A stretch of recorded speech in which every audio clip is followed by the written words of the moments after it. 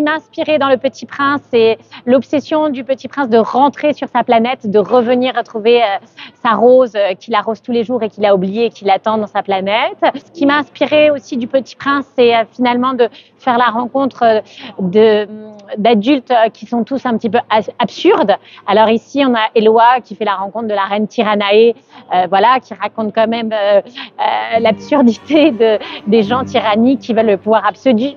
Il va rencontrer la vanité avec la figure de Zélia. Il va rencontrer aussi le monde des princesses bavardes avec des princesses qui tournent en boucle, qui se noient dans leur conversation.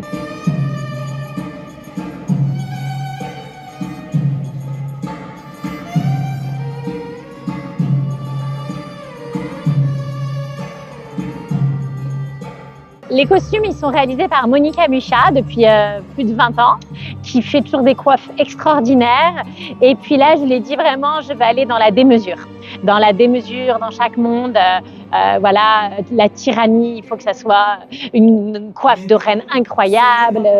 Les bavardes, je voudrais vraiment qu'on raconte un peu les salons de Madame de Lafayette, le XVIIIe siècle avec ses excès, etc. Et puis j'ai pensé aussi un peu à Tim Burton. Voilà, j'avoue que j'ai aimé le côté un peu excessif de Tim Burton qu'on retrouve par exemple dans son adaptation d'Alice au Pays des Merveilles.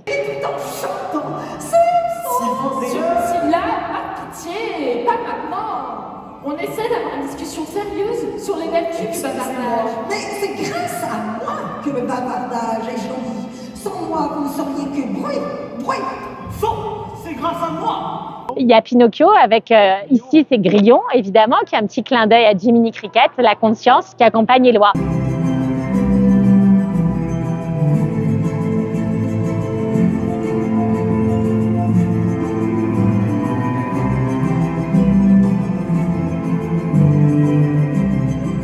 C'est ce qu'on a voulu faire, une quête initiatique qui permet à Éloi de progresser, de cheminer dans une réflexion et dans une remise en question, un retour sur soi-même.